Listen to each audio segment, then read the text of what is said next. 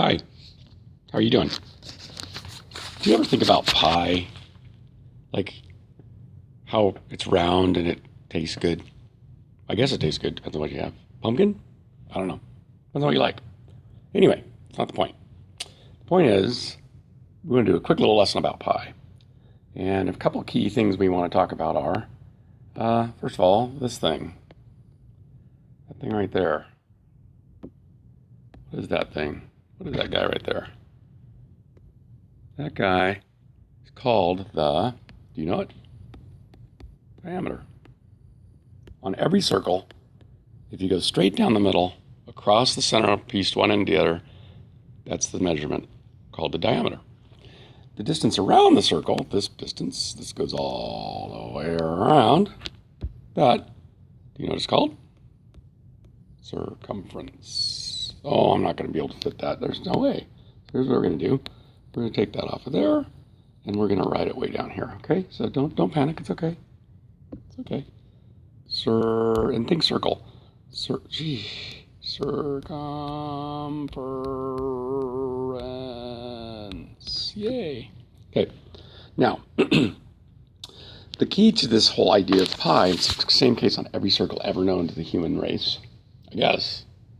Not everybody in the human race understands it, though, is that if we take this guy, this diameter, this distance, and we were to kind of think of it like, hey, would it fit around here? Yeah, it will.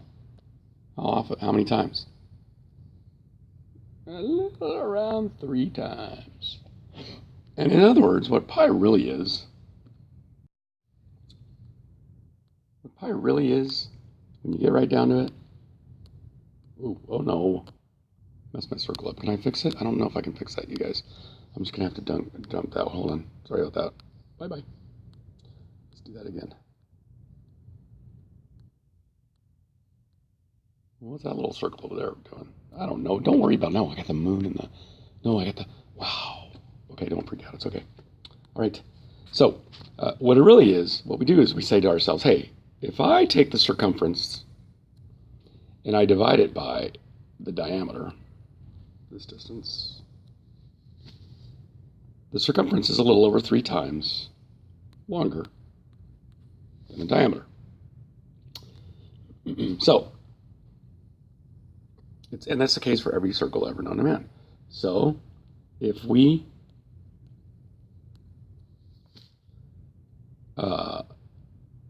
know one of these numbers, this number or this number, we always know that number, we can always figure out the other measurement.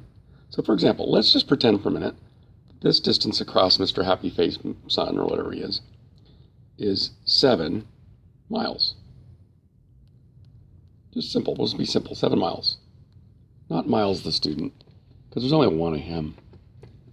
But if there were 7 of them, well, we'd have a really good group of people together, wouldn't we?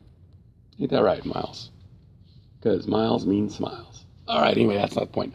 If we knew that the diameter was 7, then we could say to ourselves, well, if the circumference is a little over 3 times that, then now we know what the circumference is. So we multiply 7 times pi. If we want to estimate, we'd probably get around 22, because 3 times 7 is 21. It's a little bit more than that. If we really want to do it, watch this. Really want to do it, we can do this. Pi is written 2 ways. That way, or 3 ways really. This way, which is actually the same number as that, and this way. That's the 3 ways to write pi. Put those guys over there. What we would do then, say to ourselves, well, for 7 miles, we could multiply that by pi to find out how far around our sun it is. Because 7 miles across, so how far around? So ignore the decimal point when you do this multiplication problem. You just say to yourself, 7 times 4 is 28. Carry the 2 up in the tens column. 7 times 1 is 7, plus the 2 is 9. 7 times 3 is 21. And now we put our decimal point. We know that 7 times 3 is 21. Our answer should be in the tens. And we have 2 hundredths here. So we're going to put our decimal there. And that is the answer to the circumference. Okay? So that's how we use pi. And that is what pi is. Okay? Enjoy. with a lot of smiles and miles. Bye-bye.